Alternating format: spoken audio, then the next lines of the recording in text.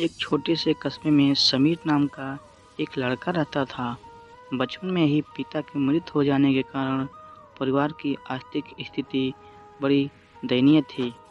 समीर की माँ कुछ पढ़ी लिखी जरूर थी, लेकिन उसकी पढ़ाई से नौकरी कहाँ मिलने वाली थी, जो घर घर बर्तन मांजकर और सिलाई बुनाई का काम करके किसी तरह अपने बच्चों को पढ़ा लिखा रही थी।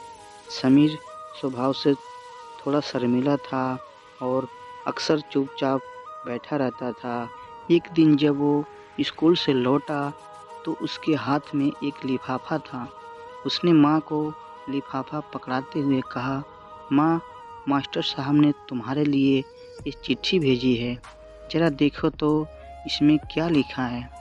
माँ ने मन ही मन चिट्ठी पढ़ी और मुस्कुराकर बोली, बेटा, इसमें लिखा है कि आपका बेटा काफ़ी होशियार है। इस स्कूल के बाकी बच्चों की तुलना में इसका दिमाग बहुत तेज है और हमारे पास इसे पढ़ाने लायक शिक्षक नहीं है, इसलिए कल से आप इसे किसी और स्कूल में भेजें।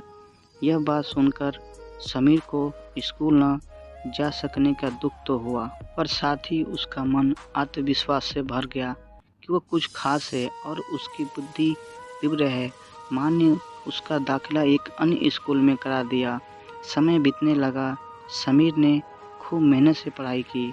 आगे चलकर उसने सिविल सर्विसेज परीक्षा में पास की और आईएएस अफसर बन गए। समीर की माँ अब बूढ़ी हो चुकी थी और कई दिनों से बीमार भी चल रही थी और एक दिन अचानक उनकी मृत्यु हो गई।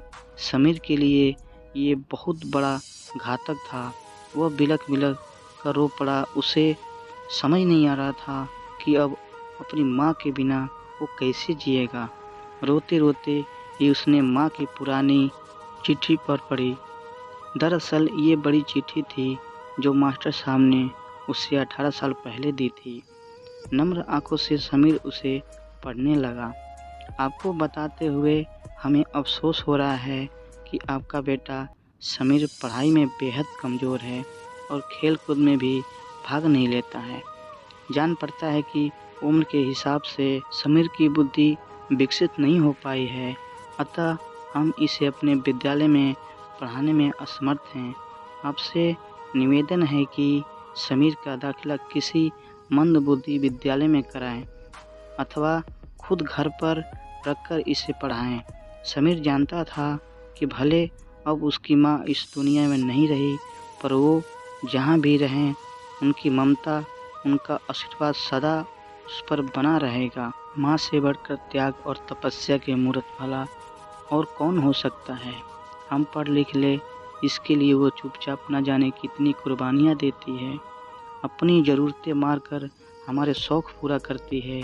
यहाँ तक कि संतान बुरा व्यवहार करे तो भी माँ उसका भला ही सोचती है। सचमुच माँ जैसा कोई नहीं हो सकता। भगवान सभी जगह नहीं हो सकते, इसलिए उसने माया बनाई। कहानी आपको अच्छी लगी तो लाइक शेयर ज़रूर करना।